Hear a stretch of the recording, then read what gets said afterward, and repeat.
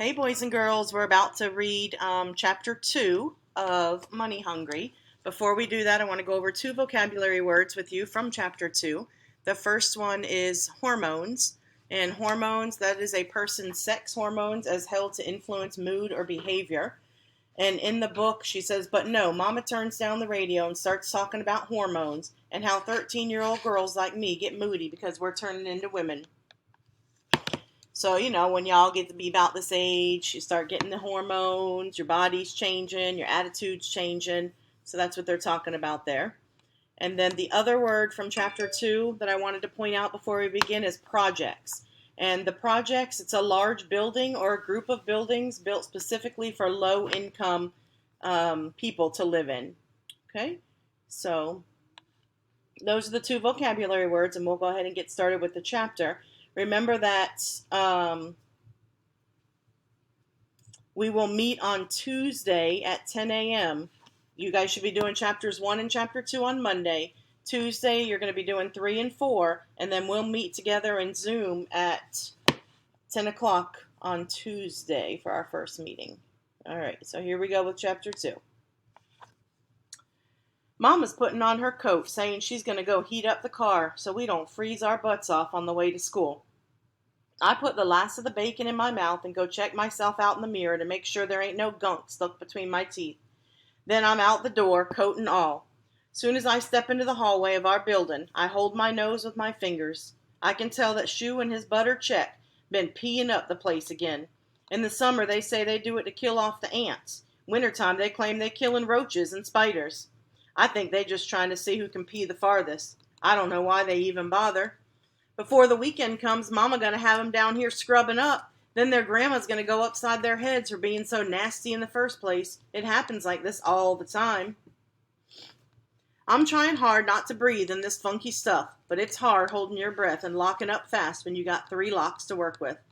By the time I get to the street, Mama's giving Shu an earful, yelling out the car window at him for doing something he shouldn't.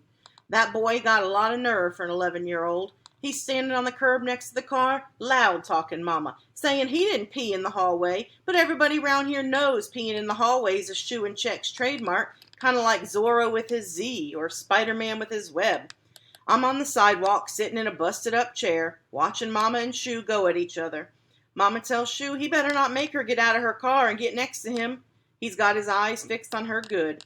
Then he does what he should have done in the first place. He backs down and mumbles some lame apology. That's when Mama gives the car a little gas and pulls out of her parking space. I get up out the chair and sit in it.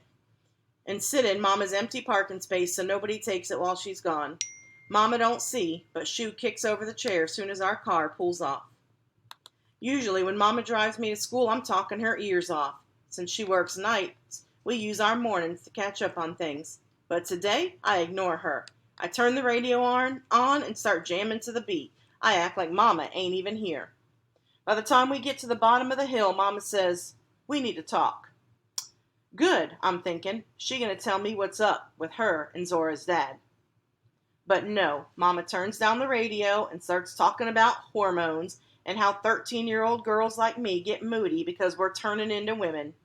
I want to let her know that my hormones is fine, that it's her that's making me act this way. But before I can say anything, she's rolling down the window, minding somebody else's business. Malik Johnson, Mama shouts. If you don't get off that girl, I'll tell your mother soon as I get home.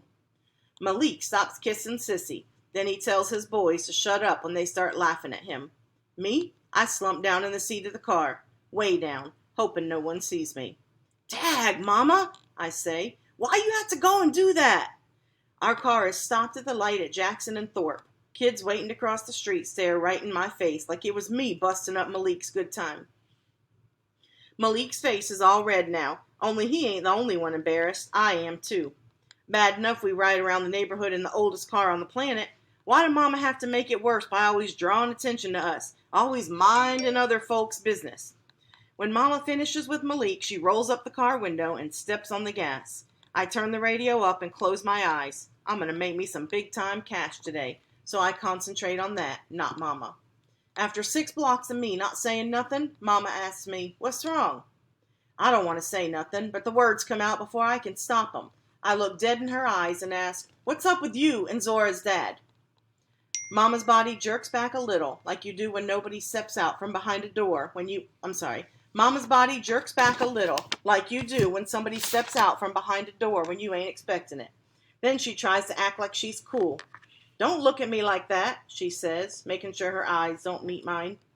For a long while, she don't even look where she's driving. She's messing around with the rearview mirror, dusting crumbs off the seat, stuff like that. After a while, Mama tries to answer my question about her and Zora's dad. "Dr. Mitchell and I can do as we please. We grown." "We are grown," she says, correcting her English. It makes me so mad, her doing that all day long. But since she started college last year, she's been trying to improve the way she speaks. I tell Mama to just leave me be. I like how I talk just fine. "Dr. Mitchell and me are friends, Raspberry. That's all," she says, putting on the brakes soon as we get to school. I get the hint. Mama don't want to talk. I know something's up with them too. I put my hand out for lunch money and jump out Mama's side of the car as soon as she gives me the cash. I try not to do what I always do when the dollars grease my palm, smell the money like it's chocolate chip cookies straight out of the oven. Before I walk away, I turn around and say something I know is going to hurt Mama bad. "He's a doctor, Mama. What you think somebody like him wants with somebody like you, who lives in the projects with gangbangers and junkies?" And that, boys and girls, is the end of Chapter 2. Don't forget to answer the discussion question in the slides. And be on at 10 o'clock on Zoom. I'll put the link in Google Classroom. And you should be on the lookout for Chapters 3 and 4 from Miss Harris. And those are for Tuesday. All right. I hope everybody's having a good day. I miss you guys. Bye-bye.